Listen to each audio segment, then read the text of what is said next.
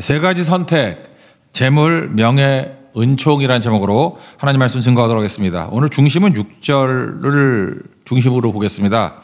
마땅히 행할 길을 아이에게 가르치라. 우리 6절 다 같이 읽겠습니다. 시작. 마땅히 행할 길을 아이에게 가르치라. 그리하면 늙어도 그것을 떠나지 아니하리라.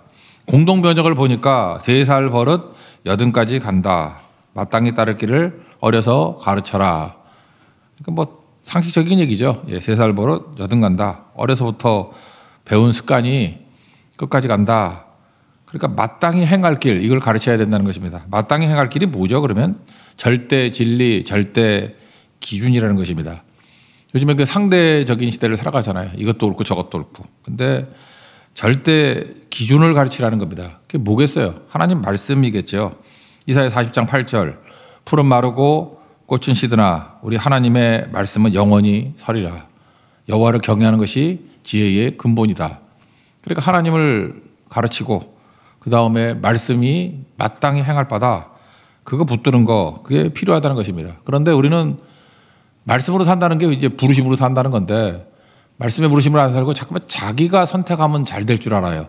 그러니까 제게에 넘어가게 되는 거죠. 우리 선택 잘 못합니다. 뭐 제 나라 때 이야기 뭐 다 아시죠? 어떤 예쁜 아가씨가 계셨는데 중매가 여기저기 들어오는데 이제 추리다 보니까 2군데 중매가 요약이 되더라는 거예요. 동쪽 동네에 사는 어떤 총각이 있는데 되게 못생겼대요. 근데 부자랍니다. 반면에 서쪽 동네에 사는 어떤 총각이 있었는데 훈남이래요. 아주 얼굴 봐도 기분이 좋아지고. 근데 가난하답니다. 여러분 같으면 누구를 선택하시겠습니까? 여기 자매님들, 뭐 늙은 분들 말고 젊은 자매님들 누구를 선택하시겠습니까? 그랬더니 이 아가씨가 어떤 선택을 했냐면은 식사는 동쪽 가서 하고 싶고요. 잠은 서쪽에서 자고 싶어요. 그러니까 부자한테 가서 밥은 먹고 멋지게 생긴 남자한테 가가지고 자고 싶다. 여기서 나온 말이 뭐죠? 동가식, 서가숙. 그런 거죠. 이게 무슨 뜻입니까? 선택 못한다는 것입니다. 왜 못하죠? 우리는 절대 기준이 없어요. 그냥 자기 욕심 따라서 이것도 좋고 저것도 좋고. 그러니까 동가식, 서가숙이 이게 고사성어로만 남는 게 아니라 우리 일생이 그렇습니다. 이거 보면 이게 좋은 것 같고 저게 보면 저게 좋은 것 같고 우리 선택 제대로 못한다라는 것입니다. 이 광야 같은 인생을 살아갈 때 미드바르 흔들리지 않는 길이 뭐죠? 하나님 말씀대로 사는 거죠. 부르심 따라 사는 거. 신명기 8장 2절 보니까 40년 동안의 광야길을 인도한 이유가 뭐냐? 낮추고 시험해서 내 마음이 어떤지를 알겠다고. 그러니까 광야에서 중요한 건 마음이에요. 마음이 누구를 향하고 있는지. 그리고 만나 먹인 이유가 뭔지 아느냐? 떡으로만 사는 게 아니라 여호와 입에서 나오는 모든 말씀으로 사는 줄을 알게 하려 합니다. 그게 신명기 8장 2절 3절 얘기 아니에요? 그러니까 마음이 중요하다. 또 하나는 만나 먹더라도 만나로 끝나면 안 되고 하나님 말씀이 중요하다는 걸 깨우치기 위해서 만나로 먹이시는 거야. 그러니까 인생은 중요합니다. 그러니까 광야길을 살아갈 때 마음이 생명의 근원이다. 마음이 중요하다. 이거 붙들고 마음에 믿음이 들어가는 자리다. 하나님 만나는 자리다. 마음 관리하시고요. 마음을 체크해야 돼요. 또 하나는 하나님 말씀이 중요하다. 그러니까 미드바르는 다바르로 통과해야 된다는 거죠. 그러니까 이게 뭐예요? 말씀으로 통과한다는 것을 부르심으로 산다. 이렇게 얘기한다는 것입니다. 오늘 그럼 마땅히 사는 길이 뭐냐면 말씀으로 사는 거예요. 부르심으로 사는 거. 근데 주어진 3가지 선택이 있는 것 같이 표현을 하죠. 한번 보겠습니다. 1절입니다. 그럼 마땅한 길은 어떤 것인가? 1절에 보면 답이 나오죠. 1절 읽겠습니다. 시작. 많은 재물보다 명예를 택할 것이요 은이나 금보다 은총을 더욱 택할 것이니라. 여기 보면 3가지 선택의 옵션이 있는 것 같이 보입니다. 첫째는 재물, 2번째는 명예, 3번째는 은총. 그러니까 은총은 택한다고 표현을 하지만 이건 하나님의 선택이니까 어찌 보면 이건 부르심이죠. 은혜를 선택하라. 은혜가 뭐예요? 말 그대로 아니에요. 그 자격 없는 나에게 위로부터 값없이 주시는 거 아닙니까? 그러니까 위로부터 오는 거잖아요. 그 위로부터 오는 걸 내가 선택하는 게 아니죠. 하나님이 선택한 거지. 그러니까 은총을 붙들고 살라. 부르심 따라 살라. 그런 뜻이겠죠. 근데 세상은 이 세 가지 길로 살아간다는 것입니다. 여러분들 재물 아니면 명예 아니면 은총이죠. 살아가는 방식이 세 가지 중에 하나입니다. 재물 선택은 세상의 대부분의 사람들 이 재물을 선택합니다. 재물을 선택한다는 것은 무슨 뜻이냐? 돈이 최고의 가치다라고 생각하며 산다는 거예요. 돈은 수단이잖아요. 돈에 해당되는 게 뭐죠? 만나죠, 만나. 만나는 만냐, 정냐, 그게 무슨 의미가 있어요? 내일 되면 또 주실 건데. 만나, 정냐, 그러니까 만나를 쌓는 거는 죄죠. 쌓아두면 그 다음날 다 녹아서 없어지고 혼낸다 그러잖아요. 그 왜 만나를 쌓니? 똑같다고. 이 땅에서 왜 돈은 수단인데 돈을 쌓니? 만나는 빨리 먹어서 힘을 얻고 전진하는 거죠. 가나안 땅을 들어가는 것. 돈도 마찬가지예요. 돈은 수단이거든요. 돈 갖고 뭐라 그러면 안 되고 돈이 필요는 하죠. 이 땅을 살아가는데 인생이 육체를 가지고 있는데 돈이 필요하겠죠. 그럼 돈 얘기 다음에 반드시 목적이 나와야 되는데 돈에서 뭐 하려고? 그럼 목적이 나와야 되는데 돈 자체가 목적이 돼버리면 안 된다는 거죠. 어떤 사람이 일을 합니다. 물어봐요. 너 왜 일하냐? 돈 벌려고. 더 안 물어봐요. 그게 목적 아니에요. 너 왜 그 직업을 선택할라 그래? 그러면 이렇게 얘기해요. 돈 많이 버는 직업이니까요. 더 안 물어봐요. 여러분 그러잖아요. 그냥 돈만 벌면 돼. 그러잖아요. 벌써 뭐예요? 돈이 목적이 됐다. 그게 옳은 건지 그런 건지 자기에게 맞는 건지 안 맞는 건지 묻지도 않고 돈만. 심지어 뭐 가치 있는 일을 한다는 사람들도 보면 돈 많이 준다고 그러면 갚버려. 아니 가치 있는 일을 하려고 돈이 필요한 건데 돈 준다고 갚버린다니까? 그럼 저 사람 뭐예요? 돈이 목적인 거 아니에요? 무슨 일을 하려고 돈이 필요한 건데 그냥 돈을 왕창 준다고 그러면 갚버리면 저 뭐야? 저 목사인데 돈이 목적이야? 뭐 이런 느낌이 안 듭니까? 돈 많이 준다고 그러고 가는 거. 사명으로 가야 되는 거 아니에요? 부르심으로 가야 되는 거 아니에요? 목사만 그런 거 다들 다 그렇지 않습니까? 그게 재물을 선택하는 자의 허망함이라는 것입니다. 그래서 이거 성경은 뭐라 그래요? 갈라디아 6장 같은 데는 썩어질 것을 위해 사는 삶. 그러니까 뭐 썩을 인생이지 뭐. 더 필요 없죠. 그러니까 재물을 선택합니다. 대부분의 사람들. 이거는 허망함. 이런 거 뭐 전도서 읽어보면은 허망함과 결말이 나와 있죠. 이건 어리석은 겁니다. 돈 선택하는 게 어리석다는 게 아니라 돈은 수단이라니까요. 그냥 약간 부족해도 갈 수는 있어요. 넉넉하면 뭐 별 도움 안 되거든요. 하나님께 나를 뭐로 부르셨나 이게 중요한 건데. 두 번째 명예죠. 명예를 선택한다 그러는데 박수 받는 게 명예라기보다 이게 원래 이 뜻은 좋은 이름입니다. 제가 볼 때 제일 비슷한 게 뭐냐 생각해 보니까 답다라가 맞는 거야. 답다. 그러니까 목사의 명예는 뭐예요? 목사답다. 아버지의 명예는 뭐죠? 아버지답다. 성도는 크리스천답다.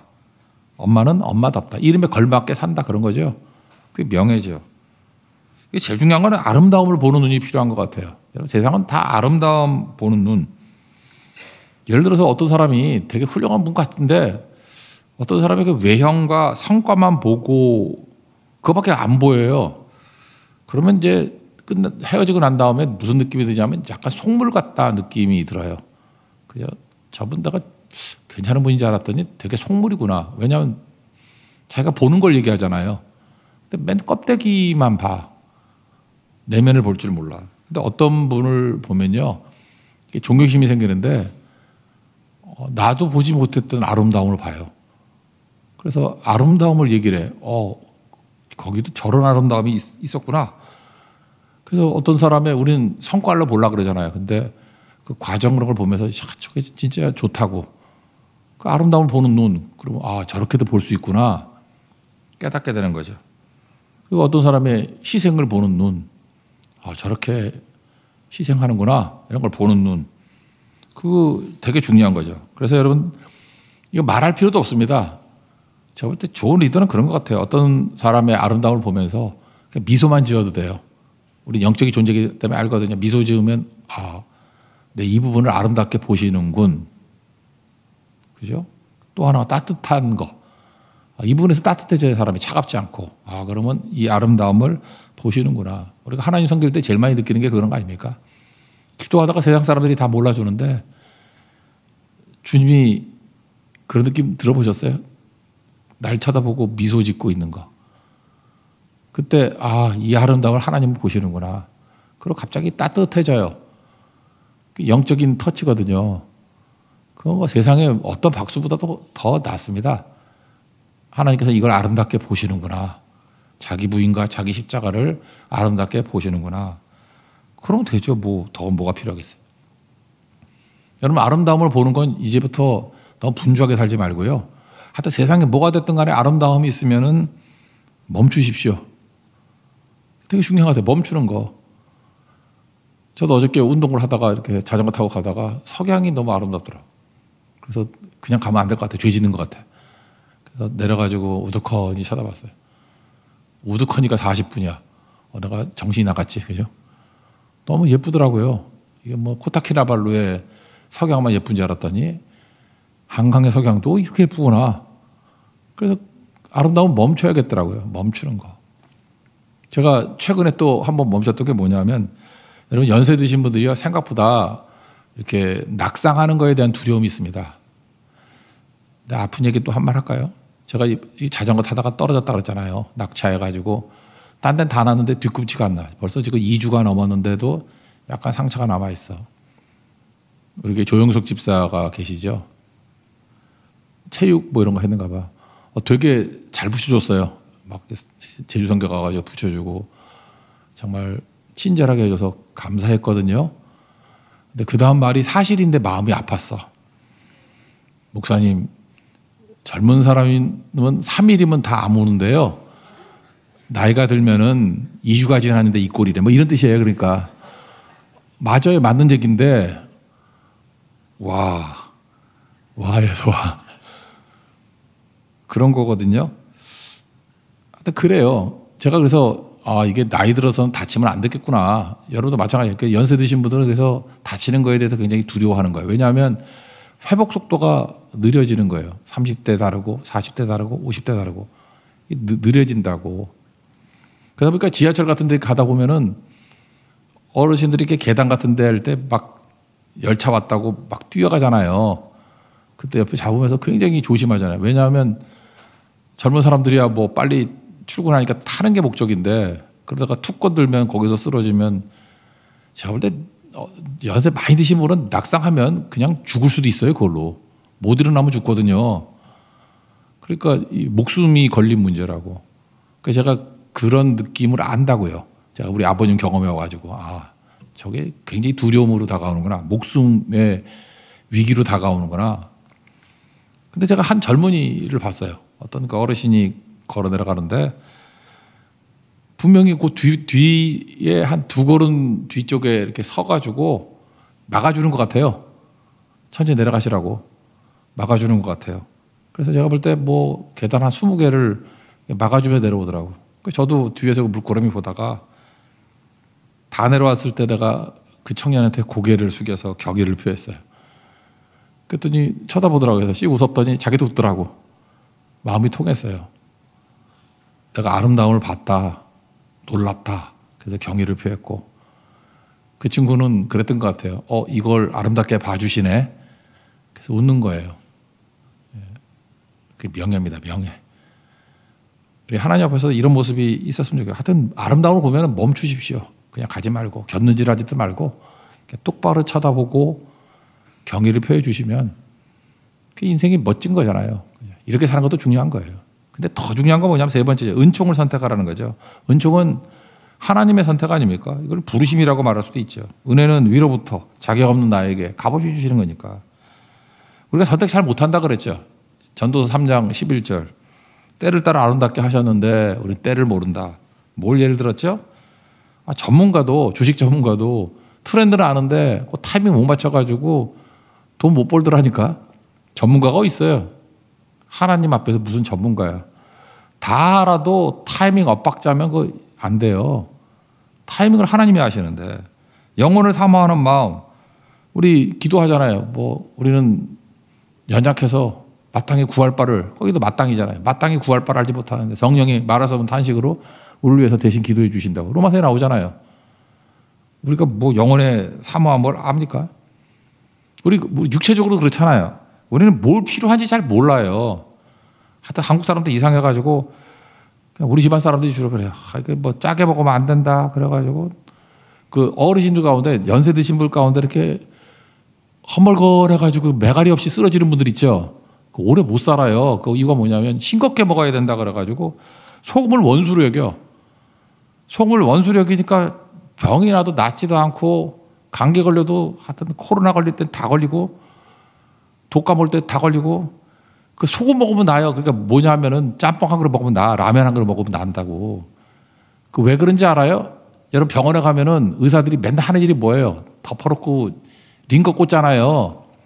링거가 뭔데? 식염수예요. 그거 식염수. 뭐 포도 한 가 줄 때도 있지만 식염수라 포도나 밥 한 그릇 먹으면 되는 거고. 식염수 0.9% 식염수거든. 의사는 뭘 알아요? 우리한테 안 가르쳐주고. 몸에 소금 들어가면 빨리 나요. 소금이 들어가면은 전달도 빨리 되고 0.9% 식염수. 그 뭐하러 그걸 맞아? 그냥 삶은 계란에다가 소금 찍어 먹으면 되지. 아니면 그냥 안성탕면 한 그릇 먹으면 돼. 그런데 어디서 소금이 나쁘다, 뭐 이렇게 짠 거 먹어 나쁘다, 그것만 하나 들어가지고 그런 거 있잖아요. 매가리 하나도 없는 그 연세 드신 그 연명하시는 분들 보면 무지하게 싱겁게 먹어. 싱겁게. 그러다가 뭐 한 방울 날아가 버리고. 그 암에 걸리는 사람들도 그런 얘기를 하더라고요. 음식 때문에 암에 걸리는 게 아니고 어떤 의사 얘기예요. 암에 걸리는 걸 보니까 잠을 안 잔대. 암 환자들이 이렇게 입원해 있잖아요. 보면은 2시, 3시 될 때까지 잠을 안 자. 그래서 잠 없는 사람들이 암에 많이 걸리고 먹는 거하고는 별 관계 없어요. 뭘 드셔도. 내가 보니까 잠을 못 자서 암에 걸렸는가 봐. 푹 주무시는 게 최고예요. 근데 그거 못하고 이거 신경 쓰고 저거 신경 쓰고 오늘 내가 신라면을 먹었는데 어떡하나 이러다 잠 못 이루면은 그게 더 문제가 된다는 거예요. 그러니까 제가 뭘 얘기하는데 우리가 뭘 필요한지도 몰라요. 어디서 주워 들은 몇 가지 지식을 가지고 때를 몰라, 때를. 타이밍도 모르고 그냥 그거 지키면 되는지 알고 하여튼 영양제 한 보따리씩 먹고 그게 다 되는지 알고 나중에 독인데 다 그 케미컬은 독인데 그러고 살잖아요. 그러고 하나님이 시행하시는 일에 측량할 수 없는 것도 모르고 그러니까 우리가 뭘 선택을 하냐고요. 뭘. 잘 모르니까 어떻게 살면 돼요? 우리 잘 모르니까. 잘 모르잖아요. 말씀대로 살면 돼요. 부르심대로. 창세기 13장에 보면 부르심대로 사는 케이스가 하나 나오는데 아브라함하고 롯이 있잖아요. 부자가 되니까 다툼이 벌어졌습니다. 뭐 종들끼리 싸웠다며. 그래서 가난할 때가 좋은 거지. 부자가 되면 잠깐 부딪히잖아요. 그랬더니 아브라함이 이러잖아요. 너 선택하라고. 네가 우하면 난 좌하고 좌하면 우하겠다. 헤어지자 그런 얘기죠. 만나서 싸우지 말고 헤어져서 각각 하나님 섬기고 살자. 그랬더니 롯은 선택을 하죠. 뭘 선택해요? 소돔과 고모라 선택하잖아요. 눈에 보기 좋아서. 우리는 알죠. 거기 불로 망할 때인데. 선택하니까 망해요. 그런데 왜냐하면 자기 눈이 개눈이니까. 아브라함은 선택 안 했죠. 뭘 선택해? 그 나머지 하나니까. 그게 아니라 하나님 부르심이지. 어느 곳을 가든지 말씀이 있는 곳, 어느 곳을 가든지 하나님 부르심이 있는 곳은 된다. 그게 아브라함의 태도 아니었어요. 그랬더니 창세기 13장 14절에 보니까 동서남북 쳐다봐라. 예, 쳐다봅니다. 보이는 땅을 다 내게 주겠다. 그리고 야 지금 롯 지나가는데 티끌 보이지? 티끌이 먼지잖아요. 먼지 보이니? 셀 수 있어? 못 셉니다. 먼지보다 더 많게 내 자손 주겠다. 땅 주겠다. 자손 주겠다. 그 하나님의 부르심대로 사는 인생 아니에요. 사명 다 이루고. 여러분 롯과 같이 살지 마십시오. 은총을 구하는 말씀의 부르심대로 사는 아브라함 인생을 사십시오. 그 1절의 얘기예요. 재물 구하는 거 이거 허망한 거고 이거 수단인데 왜 목적으로 삼니? 하나님이 필요한 거 주셔요. 재물 구할 것도 아니고 주시는 거예요. 그냥 주시는 거. 필요한 만큼 주시는 거. 만나 주시잖아요. 명예, 아름다움을 보십시오. 그러나 최고는 뭐예요? 은총으로 사는 인생이에요. 은혜로 사는 인생. 은혜 아니면 살아갈 수가 없네. 부르심으로 사는 인생이라고. 하나님의 부르심대로 순종하며 살기를 원합니다. 그 부르심대로 사는 게 뭐예요? 뭐 내 눈에 반드시 좋아 보이는 거 아니래도 궁극적으로 내게 유익이 되는 거예요. 323장 부름받아 나선 이 몸. 거기도 보세요. 우리가 어떤 존재라고요? 부름 받아, 부르심으로 사는 거잖아요. 부르심 때문에 나선 이 몸이래요. 그러니까 어디든지 가겠습니다. 그런 거 아니에요. 어떤 때는 괴로우나 즐거우나 주만 따라가겠습니다. 그게 부르심 따라 사는 인생이에요. 결국은 좋아요. 결국은 승리라고. 그 마지막 보니까 이런 얘기죠. 존귀 영광 모든 것에 주님 홀로 받으소서. 그다음에 그 길 걸어가 보니까 1차적으로는 멸시, 천대, 십자가는 제가 짓고 가겠습니다. 근데 끝이 좋아요. 왜? 주님 부르심이니까. 그걸 믿습니까? 그게 신앙인이에요. 그게 신앙인. 자기 판단으로 편한 길, 뭐 돈 생기는 길, 안락한 그거 다 롯의 결정이라니까. 롯의 선택이라니까요. 그게 소돔이고 고모라고 마누라는 소금기도 내버리고 사이놈들은 다 불 다 죽고. 더 설명할 게 뭐 있어요. 아무것도 안 된다는 것입니다. 그 다음 단계. 하나님 부르시죠. 그럼 그 다음에 우리에게 주시는 모든 것들은 좋은 거다라고 생각하고 사명이라고 생각하면 돼요. 그래서 우리의 모든 만남이 사명입니다. 사명. 2절을 읽겠습니다. 시작. 가난한 자와 부한 자가 함께 살거니와 그 모두를 지으신 이는 여호와시니라. 이걸 되게 해석을 어렵게 여기더라고. 뭐 어렵지도 않은데. 거기 나눠주 2번 보니까 히브리어에는 뭐라고 돼 있어요. 함께 살거니와가 동요가 뭐예요? 서로 만나거니와.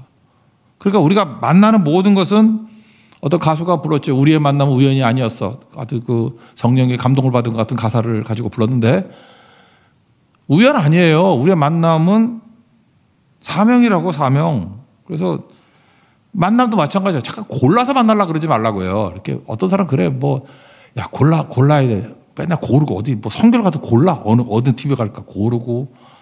맨 사전에 뭐 알아보고 뭐. 그래서 늦게 등록하는 사람이 있어요. 왜? 늦게 가면 지가 선택할 수 있거든. 그렇잖아요. 늦게 가면 어디 쫙 봐가지고 뭐 좋은 데 없어 쓱 들어가고. 그거 정말 악한 태도예요. 왜냐하면 복이 있던 복도 다 사라지는 태도야. 왜냐? 선택으로 사는 거거든. 그 절대 리더가 못 돼요. 그러면 부르심으로 살면은 부르심에 제일 먼저 아멘하고 가면 선두되잖아. 유다 지파 되잖아. 아마 그 사람 축복 때문에 사람들이 몰려들 걸. 나는 사역자들도 그래요. 맨날 어디 사역지 없나 그렇게 선택하려는 사람이 있고 된 사람이 없어요. 근데 우직하니 사명지를 알고 주님이 발령 나시기 전까지 움직이지 않겠습니다. 그러니까 부르심 따라 사는 사람을 보면 최종적으로는요 다 승리하더라고. 제가 남의 모습을 보고도 알겠더라고요. 부르심대로 살아야 된다는 것입니다. 그래서 만남을 영접하십시오. 사도 바울도 그랬잖아요. 사도 바울 뭐 선택했어요? 하나님 부르심. 그래서 드로아에서 아시아로 갈래도 맞고 뭐 비두니아로 갈래도 맞고 마게도냐로 가라 환상 가지고. 그래서 주님이 나를 보내신 걸로 인정하고 힘쓰고 가잖아요. 갔더니 부르심 때문에 만난 사람이 누구예요? 루디아. 루디아 만나려고 노력했나? 하나님 만나게 하셨잖아요. 그게 사명이고 그게 동역이고. 그래서 얄팍하게 살지 말고요. 부르심 따라 사시면 최고의 것이 될 수 있다는 것입니다. 그러면 두 가지로 보는데 이게 어거스틴하고 유대 전통 해석이에요. 성경의 해석이라고. 가난한 자하고 부자가 왜 함께 섞여 살게 만드십니까? 우리도 보면 부자와 가난한 자는 상대적인 거니까 뭐 부자도 있고 가난한 자도 있잖아요. 이게 섞여 살아야 돼요. 제일 악한 게 뭐냐? 부자는 부자끼리 그거 나중에 그거 소돔 돼요. 내가 누구한테 들었지? 얼핏 들었더니 요즘에 젊은이들은 그런데 뭐 조건 비슷한 사람끼리 만난데 강남은 강남끼리 만나고 뭐 학벌은 학벌끼리 만나고 뭐 비슷비슷하게 그러면 될 것 같이 보이죠. 꼭 그 뭐라 그러죠? 그 종래혼 해가지고 망했던 데 있잖아요. 그 오스트리아의 합스부르크 왕국 뭐 걔네들 같이 되고 신라가 왜 망했어요? 지들끼리 측근끼리 결혼하고 그죠? 그러니까 성골이 없어졌잖아. 다들 기형아 나왔을까? 기형아. 그죠? 종래혼 하니까. 그리고 진골도 뭐 나중에 없어요. 섞여 사는 거예요, 섞여 사는 이유가 뭐냐면 성경이 이렇게 해요. 출애굽기 우리가 배웠잖아요. 출애굽기 22장 26절 보니까 가난한 사람 옷 전당 잡히면 전작대 주라. 27절. 그렇게 하는 이유가 뭐냐면 그 가난한 사람이 내게 부를 지지면 내가 드리리니 나는 자비로운 자임이니라. 이거예요. 여러분 일단 부자라고 합시다. 우리 부자인데 내가 가난한 사람 만났어요. 그러면 하나님께서 나를 통해서 내가 하나님의 자녀잖아요. 나를 통해서 하나님이 원하시는 게 뭐냐면 내가 믿는 아버지가 하나님의 성품을 드러내기를 원하는 거라고요. 헨리 마틴 표현과 같이 하나님 성품을 아는 것보다 더 가치 있는 일은 없고 내 인생에서 최고의 인생은 하나님 성품을 드러내는 거라고요. 하나님은 자비로운 자임이다라는 것을 증거하는 인생을 살기를 원하신다는 거예요. 그래서 우리 크리스찬들 딱 보면 왜 이렇게 자비롭지? 우리 하나님이 자비로우신 분이기 때문에 내가 자비를 받고 자비를 베푸는 거예요. 하나님이 스스로 소개한 거 나오잖아요. 누구냐 그랬더니 하나님이 나는 은혜롭고 자비롭고 노하기를 더디하고 인자와 진리가 뭐 넘쳐난다. 5가지인데 합쳐놓으면 그 헤세드고 뒤가 에메트라 그랬잖아요. 하나님의 성품. 자비에 자비. 출애굽기 22장 27절 나오잖아요. 가난한 자를 돕는 걸 통해서 내가 자비로운 자임을 증명하고 살라. 그게 첫 번째 메시지고요. 또 하나 가난한 자를 왜 보냈냐면 출애굽기 30장 15절 16절을 보니까 성전에 나중에 신약 보면 성전세 내는 게 나오죠. 한 사람당 반세겔씩 성전세를 내는 게 나와요. 그런데 출애굽기 30장 15절을 보니까 부자라고 반세겔에서 더 내지 말고 가난한 자라고 덜 내지 말지니 이게 뭐냐면 너희 생명을 위한 대속, 속전이라 그러죠. 성전세. 여기서 알 수 있는 게 뭐죠? 가난한 자와 부자가 막 살면서 성전세, 속전은 똑같이 냈어요. 반세겔씩. 이거 메시지입니다. 모든 생명은 동일하게 귀중하다. 생명 차별하면 안 된다는 거예요. 가난한 자와 부자가 섞여 있으면 우리는 알게 모르게 세상의 가치 기준으로 볼 때 부자가 더 가치 있는 생명같이 보여. 실제로 여러분들 비행기 사고가 나잖아요. 그러면 똑같이 보상해 주지 않아요. 호프만법이라 그래가지고 지위, 신분, 연봉, 나이에 따라서 다릅니다. 죽어도 좀 잘 벌다 죽으면 유족들이 더 많이 받아. 근데 어쩌다가 놀다가 죽으면 얼마 못 받아. 자본주의가 그래요. 호프만법 계산하는 것이 목숨값이 다 달라요. 그런 세상 속을 살아가고 있거든. 뭐 어떤 사람, 어떤 공무원이 그랬잖아. 뭐 개돼지라 그러고 뭐 어쩌고. 그래서 항상 문제된 거 있지 않습니까? 그런 세상 속을 살아갈 때 크리스찬은 뭐라 그래야 돼요? 모든 생명은 귀한 것이야. 야고보서 2장 보니까 금가락자하고 부자 오니까 좋은 데 앉히고 가난한 사람이니까 저쪽 가라 그러고 하나님 형상대로 지음받은 백성을 너 그따위로 무시하니? 가난한 자와 부자가 섞여 있는 게 왜 그런지 아십니까? 세상은 차별을 하지만 우린 차별하지 않아요. 똑같은 가치의 생명을 가지고 있어. 그걸 붙들라는 거예요. 하나님의 성품을 드러내고 모든 생명은 주 안에서 똑같은 가치가 있어. 한번 생각해보세요. 여러분 자녀들 여러 명 있으면은 요즘 많지도 않죠. 뭐 한 2명, 많아봐야 3명, 많아봐야 4명 그렇잖아요. 그 자녀들끼리 있을 때 여러분 좋은 학벌이 있다고 그 자녀가 더 귀해요? 다 똑같지. 안 그런가요? 오히려 2 자녀가 있는데 한 놈은 잘 나가, 한 놈은 좀 약간 낙오가 되고 그래. 그러면 낙오가 되는 애를 무시하던가요? 부모가? 더 마음이 가지, 더 아프지. 가난한 자 부자가 섞여 있는 이유가 그거라고요. 하나님 마음으로 바라보라고요. 똑같아요. 교회는 그걸 선포해야 돼. 똑같아요. 누구도 무시받을 수 없다는 거. 그래서 잠언 17장 5절 앞에서 살폈지만 가난한 자를 조롱하는 자는 그를 지으신 주를 멸시하는 자다. 19장 17절 가난한 자를 불쌍히 여기는 것은 여호와께 구워드리는 것이다. 하나님이 다 갚을 거다. 하나님이 채무시 갖는다는 거예요. 자본주의 논리로 살지 마십시오. 7, 8, 9절 보니까 부자가 가난한 자 주관하고 빚진 자는 체주의 종이 되는 사회를 살아가고 있다. 그런 거죠. 그렇지만 그렇다고 네가 갑질하지 마라. 악을 뿌리는 자는 재앙을 거두고 분노의 기세가 쇠하리라. 갑질하고 살지 말고 생명값은 똑같고 차별하지 마라. 9절 선한 눈을 가진 자는 복을 받으리니 이는 양식을 가난한 자에게 주민이라. 바로 이런 인생 살라는 것입니다. 그러면 하나님께서 하늘의 보상 채워주신다. 4절 읽고 마치겠습니다. 다 같이 시작. 겸손과 여호와를 경외함의 보상은 재물과 영광과 생명이라. 하나님의 은혜 안에 마땅한 길, 은총으로 살아가고 부르심으로 살아가고 또 이 땅에서의 모든 만남이 사명이라는 걸 깨닫고 하나님의 자비를 알려주고 모든 것 어때 차별 없이 하나님의 구원자의 역할을 감당할 수 있는 우리 제사장 되는 축복이 임하기를 바랍니다. 자리에서 일어나겠습니다. 은혜 아니면 찬양했습니다. 어둠 속.